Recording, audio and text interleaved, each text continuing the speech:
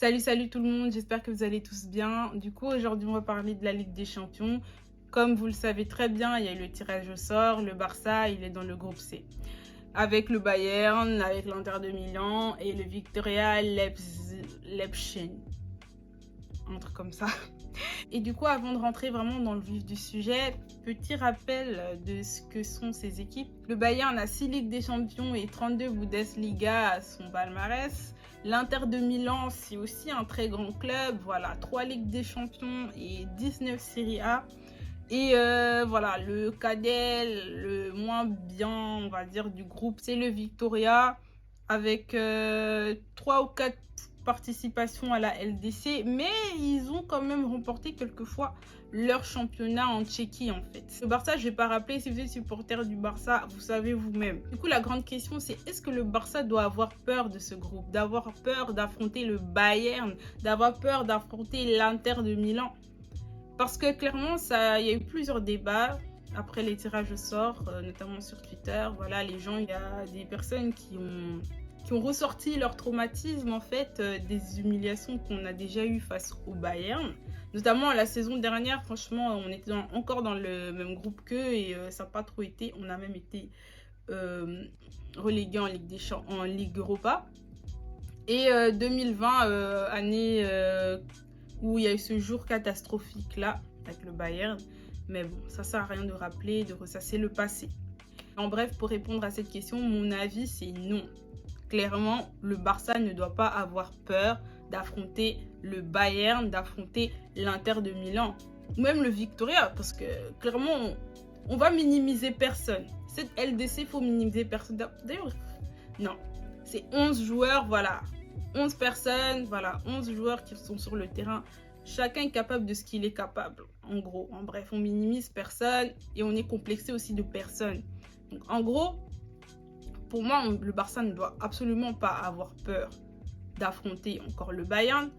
Pourquoi? Parce que ce que le Bayern a aujourd'hui, le Barça aussi l'a en fait. Dans le sens où on a quand même recruté des joueurs intéressants durant ce mercato.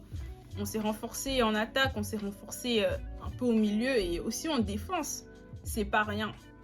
C'est vraiment pas rien. C'est vrai que niveau latéral, surtout latéral droit, on doit avoir quelque chose de plus consistant.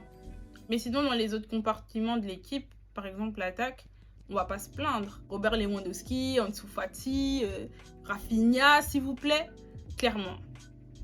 C'est vrai que pour la Ligue des Champions, il faudra qu'ils puissent encore plus s'entraîner pour être plus efficace encore. Mais franchement, je m'inquiète pas trop pour ça parce que Lewandowski, il est là, on a un vrai numéro 9. C'est ça qui fera aussi une énorme différence. Et aussi Ter Stegen. Clairement, Ter Stegen, il élève son niveau de jeu. En ce moment, on est en train de le voir. Son niveau de jeu, il redevient un peu comme le Ter Stegen Prime de 2019. Petit à petit, en fait. C'est vraiment petit à petit qu'un état d'esprit de vainqueur va s'installer dans l'équipe. Et qu'est-ce que j'allais rajouter, c'est qu'au milieu, par exemple, au milieu, c'est vrai que pour la Ligue des Champions, il faudra encore être plus dynamique. Il faudra encore être un peu plus créatif pour pouvoir voilà, affronter les meilleures équipes. Mais on a les joueurs qu'il faut, entre guillemets. C'est vrai qu'on n'aura peut-être pas Bernardo Silva qui va arriver, mais il y a de quoi faire. Mais il y a de quoi faire quand on regarde notre milieu. On a voilà, Pedri, Frenkie de Jong, Kessié, Busquets. C'est vrai, Busquets, il est un peu coco-bar, mais écoutez, c'est bien qu'on ait un banc déjà à ce niveau-là, qu'on puisse faire tourner la rotation. Là, il y a déjà eu des matchs en Liga, on a déjà pu avoir un avis sur ce milieu, ce qui va pas, ce qu'il faudrait changer. Mais voilà, Xavi, il a encore des possibilités avec son banc et l'équipe va encore continuer à jouer ensemble avant d'arriver en phase de groupe. Il y a juste quelques matchs, je crois, ou deux matchs. Mais bref, on s'est quand même renforcé et c'est ce qu'on voulait. Aujourd'hui, être pessimiste et se dire on a peur d'une humiliation, on va sortir, on va aller en Ligue Europa, ça tient plus en fait. Faut arrêter d'être pessimiste. En tout cas, aujourd'hui, je suis venue encourager les personnes qui ont peur du Bayern. Je suis venue les encourager et leur dire d'arrêter. Arrêtez d'avoir peur du Bayern, les gars. Arrêtez parce que voilà, à l'heure d'aujourd'hui, ce qu'ils ont, on n'a pas moins quoi, je veux dire, on n'a pas moins. Et en défense, par exemple, on a Christensen, je vais parler de Christensen parce que il y avait plein de gens, voilà, à son arrivée qui avaient un doute sur lui. Moi, personnellement, je suis pas surprise de ses performances parce que pour ceux qui ont regardé son Euro 2020 et tout, ils savent que c'était pas une mauvaise recrue. Du coup, moi, franchement, je suis pas surprise et on est content de ce qu'il fait. Et du coup, je suis quand même rassurée d'avoir un joueur pareil, un défenseur pareil en Ligue des Champions. C'est hyper important. Avec Araujo aussi, ça fonctionne bien.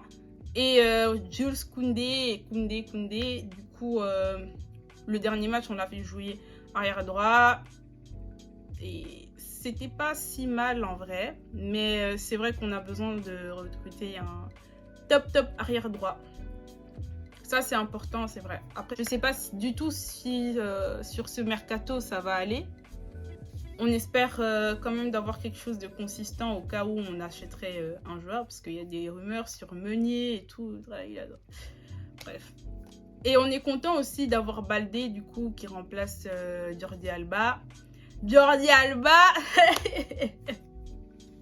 comme vous le savez, les fans du Barça ont une relation très particulière avec Jordi Alba. Parce que clairement, ce monsieur, des fois, il nous énerve. C'est ça seulement le mot, il nous énerve. Donc on est très content que Baldé il puisse faire des performances comme ça. Et Xavi l'a même vu. Parce que Xavi, maintenant, il fait vraiment la rotation avec Jordi. Donc, du coup, on voit plus Baldé.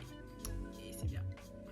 En gros, les deux équipes qui peuvent nous poser des problèmes, faut penser que nous aussi, on peut leur poser des problèmes. C'est ça, in the first place. Franchement, personnellement, mon pronostic, c'est pour moi que le Barça, il va finir premier du groupe. C'est très possible parce que tout est une question aussi de dynamique.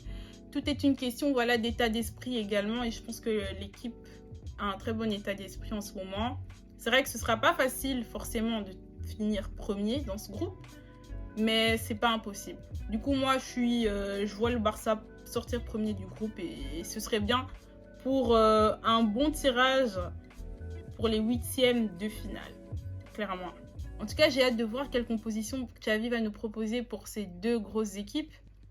Et on ne doit surtout pas minimiser aussi le Victoria. Dans tous les cas, pour moi, le Barça, ça va bien se passer. On va pas finir en Europa League comme la saison dernière. Ça, c'est hors de question. Avec le renforcement qu'on a eu, non, it's impossible, les gars. C'est pas possible. Et aussi, il y a beaucoup de supporters du Real Madrid qui ont beaucoup parlé par rapport à la confrontation entre le Barça et le Bayern qu'il y aura. Clairement, ils s'occupent plus du groupe du Barça que de leur propre groupe. Après, je comprends. Parce que leur groupe, quand tu regardes ça, ça donne envie de dormir. Ça me laisse à penser que l'autre avantage du groupe du Barça, c'est qu'on aura au moins du divertissement. On va pas s'endormir, on va pas s'ennuyer comme le Real. Après, c'est pas sûr à 100% qu'ils vont s'ennuyer. Parce que, voilà, des fois, on connaît les petites équipes comme ça. Mais je pense pas que ce sera un truc de ouf, tu vois. Comme, voilà, le groupe du Barça.